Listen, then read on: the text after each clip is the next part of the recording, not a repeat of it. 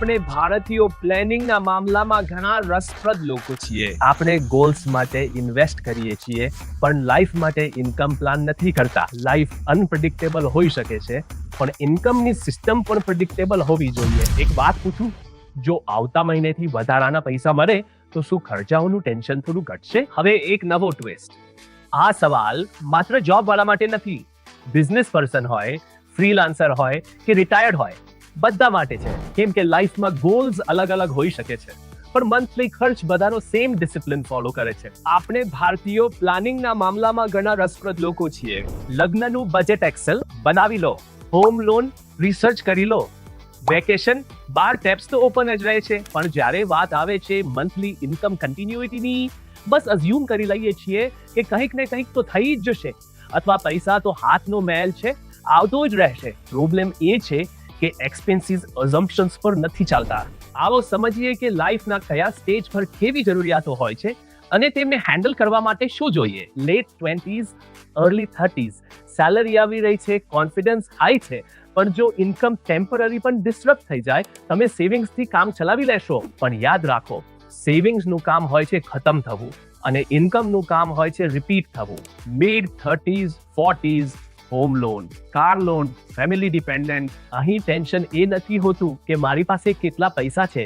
Tension એ હોય છે કે દર વર્ષે કેટલા પૈસા આવશે. પેરેન્ટ્સના મેડિકલ એક્સપેન્સીસ એકવારના નથી હોતા. તે મંથલી, પ્રિડિક્ટેબલ અને લોંગ ટર્મ હોય છે. માર્કેટ ઉપર નીચે થઈ શકે છે પણ મેડિકલ બિલ્સ પોતાની ડેટ મિસ નથી કરતા. ચાઇલ્ડ એજ્યુકેશન પર માત્ર એક વન ટાઈમ એક્સપેન્સ નથી. ફી, કોચિંગ, લિવિંગ એક્સપેન્સીસ, આ બધું ઇન્કમ ફ્લો માંગે છે. રિટાયરમેન્ટ પછી સૌથી મોટો શોક હોય છે સેલરી બંધ પણ ખર્ચો ફૂલ સ્પીડ. એટલા માટે લોકો બોલે છે રિટાયરમેન્ટમાં માત્ર વેકેશનનો પ્લાન નહીં, ઇન્કમનું રિપ્લેસમેન્ટ પણ પ્લાન કરો. Goals, one time planning, life monthly planning. આપણે ગોલ્સ માટે ઇન્વેસ્ટ કરીએ છીએ પણ લાઈફ માટે ઇન્કમ પ્લાન નથી કરતા અને અહીંયા જ ગેપ ક્રિએટ થાય છે. ઇમ્પોર્ટન્ટ ક્લેરિટી અહીં જોઈએ. ઇન્કમ પ્રોડક્ટનો મતલબ સેવિંગ્સ નથી હોતો. સેવિંગ્સ જમા કરવા. ઇન્કમ પ્રોડક્ટ એક રેગ્યુલર સ્ટ્રીમ બનાવવી. ઇન્કમ પ્રોડક્ટનું કામ હોય છે ફ્યુચરમાં તમને પ્રેડિક્ટેબલ રેગ્યુલર પે આઉટ્સ આપવા.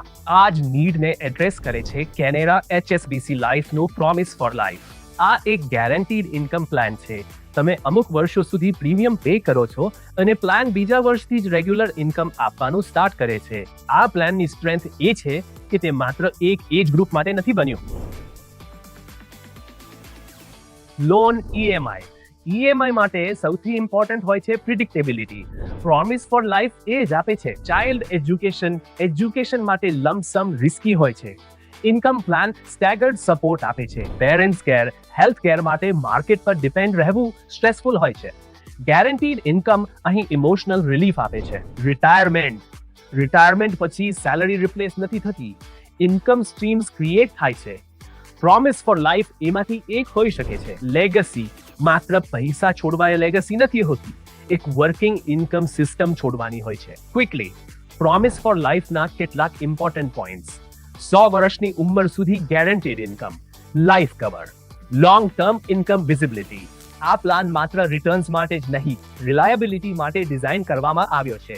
જો તમે ઈચ્છતા હોવ કે ફ્યુચર એક્સપેન્સીસ પેનિકના બદલે પ્લાનિંગથી હેન્ડલ થાય તો આ પ્લાન રેલેવન્ટ છે. જો તમે માત્ર high risk high return chase કરી રહ્યા છો તો આ પ્લાન એ નથી. લાઈફ અનપ્રેડિક્ટેબલ હોઈ શકે છે પણ ઇન્કમની સિસ્ટમ પ્રેડિક્ટેબલ હોવી જોઈએ. પ્રોમિસ ફોર લાઈફ જેવા ઇન્કમ પ્રોડક્ટ્સ એટલા માટે જ એક્ઝિસ્ટ કરે છે જેથી જો લાઈફ ઓફ ટ્રેક થઈ પણ જાય, ઘરની સિસ્ટમ ઓફ ટ્રેક ન થાય.